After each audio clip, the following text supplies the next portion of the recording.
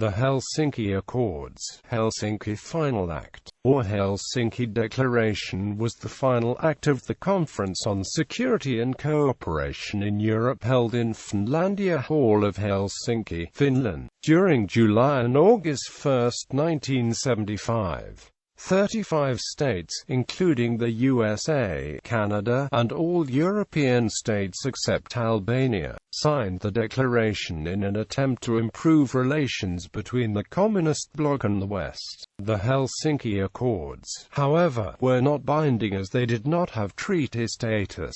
Articles. The Accords Declaration on Principles Guiding Relations Between Participating States enumerated the following 10 points. Ford administration. When former Vice-U.S. President Gerald R. Ford came into office in August 1974, the Conference on Security and Cooperation in Europe negotiations had been underway for nearly 2 years. Although the USSR was looking for a rapid resolution, none of the parties were quick to make concessions, particularly on human rights points. Throughout much of the negotiations, U.S. leaders were disengaged and uninterested with the process. In an August 1974 conversation between President Ford and his National Security Advisor and Secretary of State Henry Kissinger, Kissinger commented on the CSCE that "we never wanted it, but we went along with the Europeans. T is meaningless,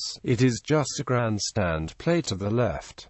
We are going along with it." In the months leading up to the conclusion of negotiations and signing of the Helsinki Final Act, the American public, in particular Americans of Eastern European descent, voiced the concerns that the agreement would mean the acceptance of Soviet domination over Eastern Europe and incorporation of the Baltic states into the USSR. President Ford was concerned about this as well and sought clarification on this issue from the U.S. National Security Council.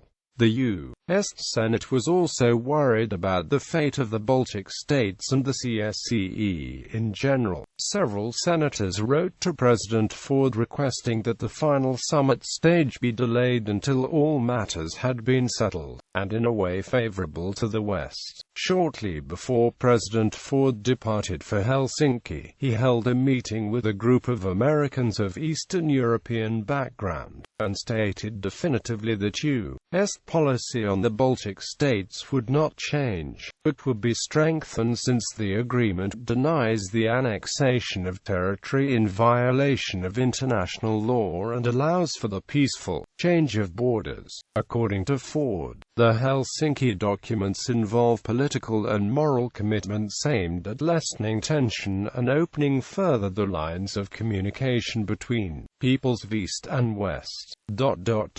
We are not committing ourselves to anything beyond what we are already committed to by our own moral and legal standards and by more formal treaty agreements such as the United Nations Charter and Declaration of Human Rights.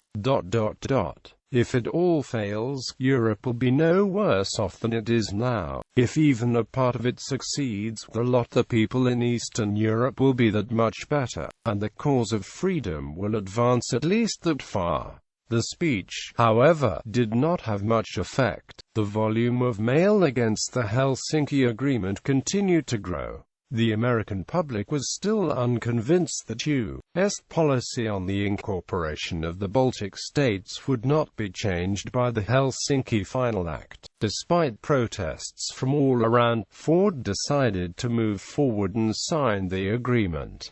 Soon after the return from Helsinki, Dennis Clift of the National Security Council urged Secretary Kissinger to support the creation of a quarterly report by the NSC Undersecretaries Committee on Helsinki Final Act Compliance. Clift believed that the administration needed to be prepared for criticism from American and Eastern European ethnic groups and media if the signatories are not in compliance. Kissinger and President Ford agreed and an order was issued to the committee.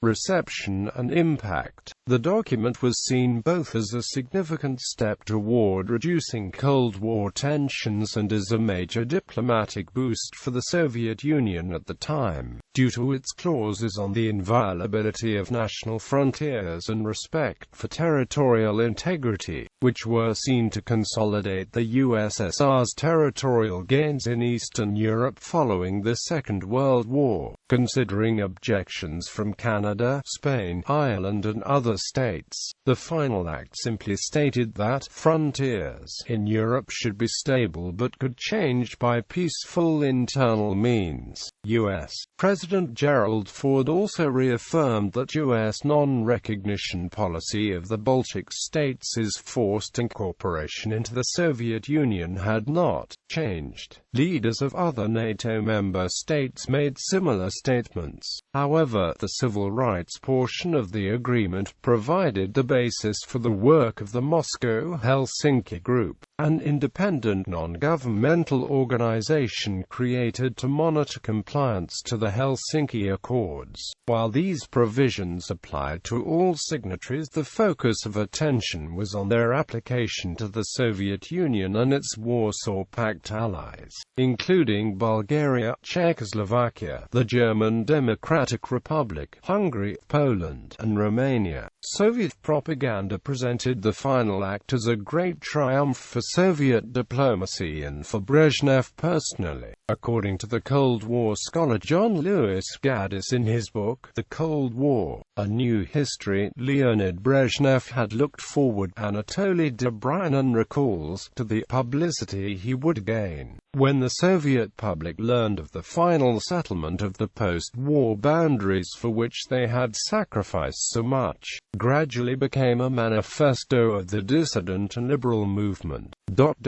What this meant was that the people who lived under these systems, at least the more courageous, could claim official permission to say what they thought. Albania refused to participate in the accords, with its leader Enver Hoxha arguing that all the satellites of the Soviets, with the possible exception of the Bulgarians, want to break the shackles of the Warsaw Treaty, but they cannot. Then their only hope is that which the Helsinki document allows them, that is, to strengthen the friendship with the United States of America and the West, to seek investments from them in the form of credits and imports of the technology without any restrictions, to allow the Church to occupy its former place, to deepen the moral degeneration, to increase the anti-Sovietism, and the Warsaw Treaty will remain an empty eggshell. The Helsinki Accords served as the groundwork for the later Organization for Security and Cooperation in Europe, established under the Paris Charter. Signatory states, in French alphabetical order, heads of states, heads of governments.